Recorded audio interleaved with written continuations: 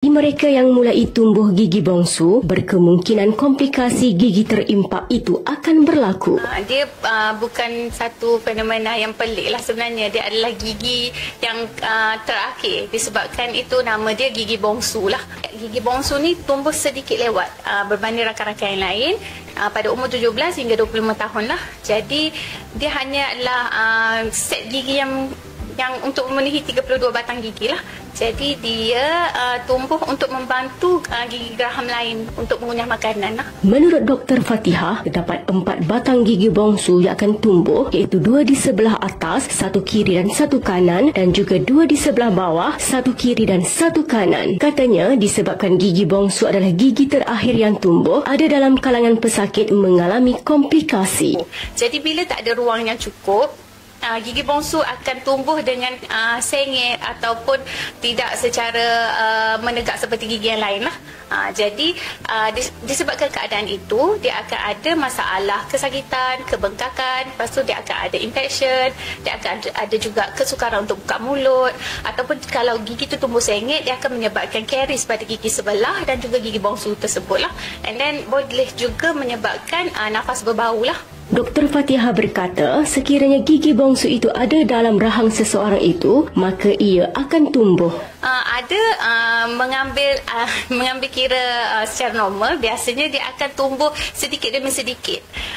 Mungkin juga ketumpatan tulang berbeza berbanding dengan gigi-gigi yang lain. So dia akan tumbuh sedikit-sedikit. Itu yang menjadikan kesakitan semasa dia tumbuh tu, dia sakit dia macam on off. Bila dia start tumbuh and then dia sakit, and then akan tak sakit, a few months dia sakit balik. Itu yang menyebabkan tak tahan, dan menyebabkan orang seek for treatment untuk removal of wisdom tooth lah.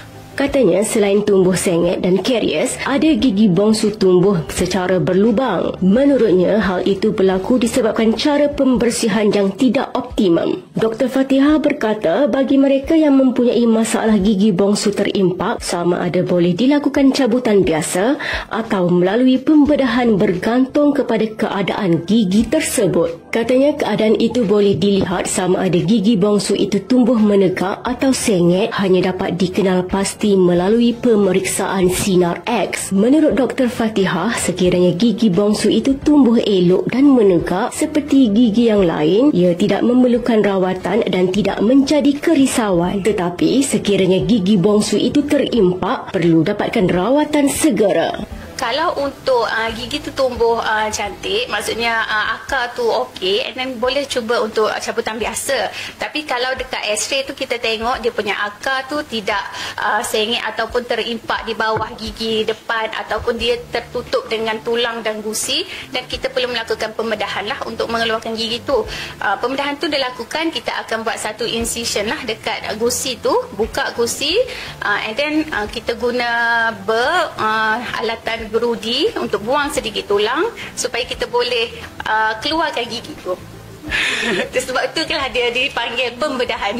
Katanya terdapat risiko biasa jika mencabut gigi bongsu, antaranya pendarahan, bengkak dan kesukaran untuk membuka mulut. Risiko yang paling kita nak elakkan ialah paresthesia lah, disebabkan oleh akar gigi bongsu tu dekat dengan kita punya saraf yang lalu kita punya rahang ni.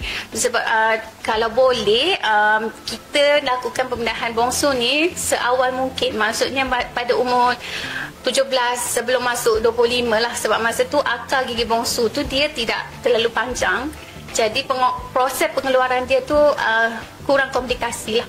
Jangan tunggu lama lah, sebab makin lama kita tunggu, gigi tu akan akar dia akan semakin panjang. Bila akar dia semakin panjang, dia akan ada higher chance untuk dia masuk ke dalam saraf lah.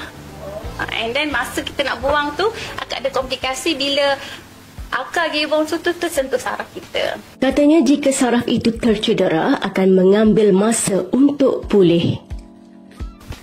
Kedudukan gigi geraham yang berada dalam kedudukan tidak betul atau dikenali sebagai impacted wisdom teeth merupakan satu keadaan di mana ia tidak mempunyai ruang yang mencukupi untuk tumbuh dan membesar, yang akhirnya akan menyebabkan komplikasi lain. Dapatkan rawatan doktor segera di klinik berdekatan anda. Ibnu Zakia Abdullah, iMedical TV.